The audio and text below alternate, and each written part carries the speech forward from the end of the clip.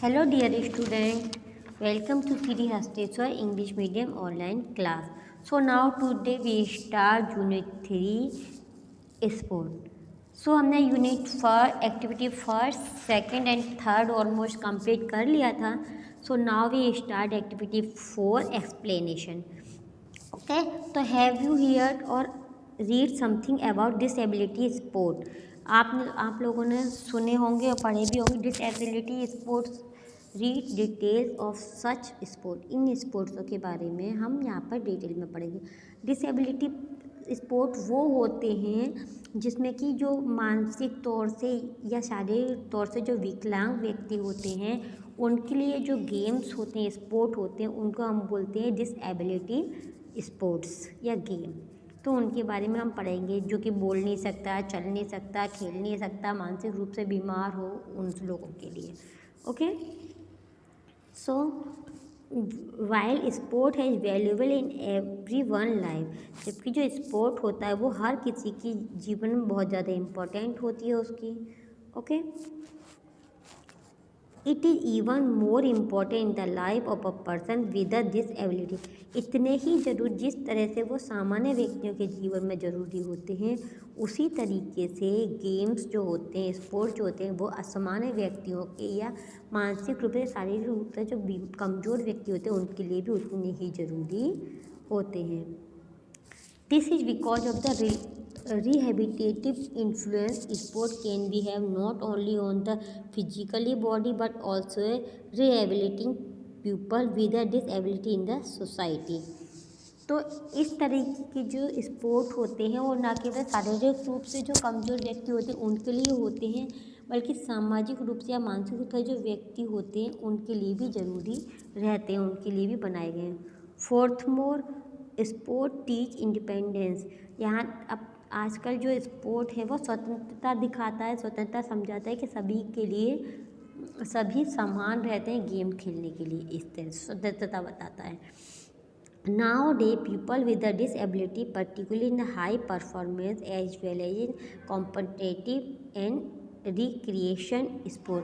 आज के समय में जो डिसेबिलिटी लोग हैं या मानसिक रूप से या शारीरिक रूप से जो बीमार या कमज़ोर व्यक्ति हैं वो उनका जो परफॉर्मेंस है वो हर क्षेत्र में काफ़ी अच्छा दिखाई दे रहा है, काफ़ी अच्छा बढ़ रहा है.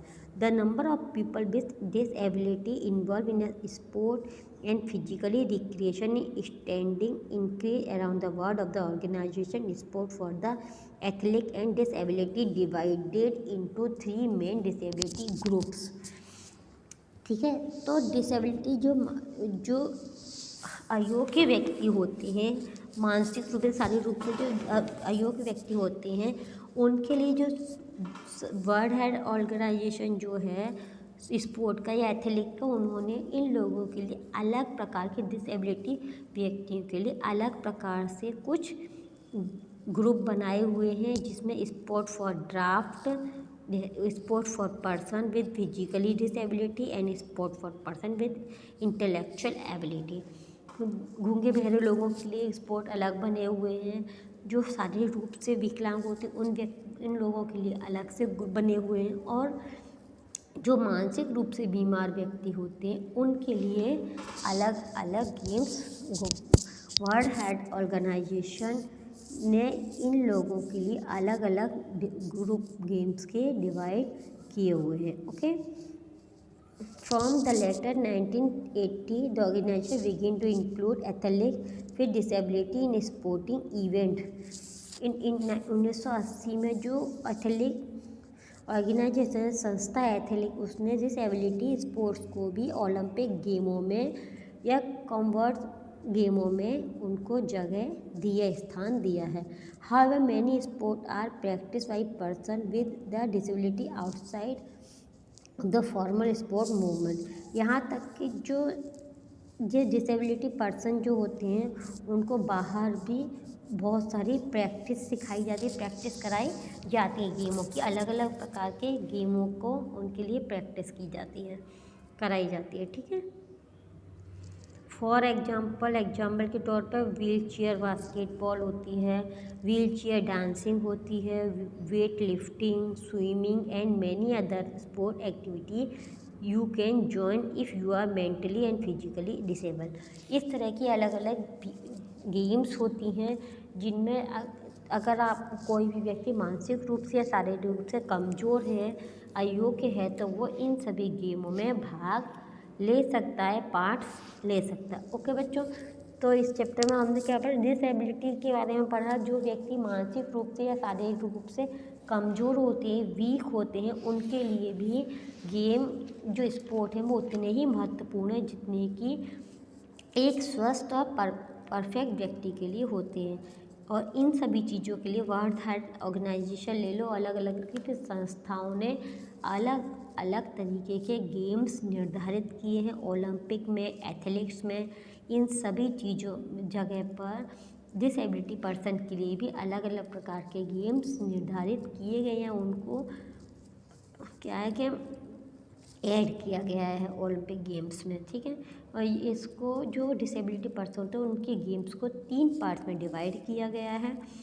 कौन कौन से? Draft person, sport for the draft, sport for the person with physically disability and sport for the person with intellectual disability. मानसिक रूप से बीमार व्यक्तियों के लिए अलग गेम है, शारीरिक रूप से बीमार व्यक्ति के लिए अलग गेम है, एंड गूंगे बहरे व्यक्ति के लिए अलग तरीके से गेम है। ओके बच्चों, सो यहाँ आज हम इसी पॉइंट को क्लियर करेंगे। पढ़िएगा घर पर। उसके आगे का एक्टिविटी 4 जो मैंने आपको लिखा दी है, एक्टिविटी 4 का जो दूसरा पार्ट्स है हमारा, वो मैं कल आपको समझाऊंगी, लिखाऊंगी। ओके बच्चों, आज आप अच्छे से पढ़िएगा इसको। Good bye, have a nice day. और एक्टिविटी 3 क्वेश्चन आंसर भी लर्न कीजिएगा, ठीक है। Bye bye, have a nice day.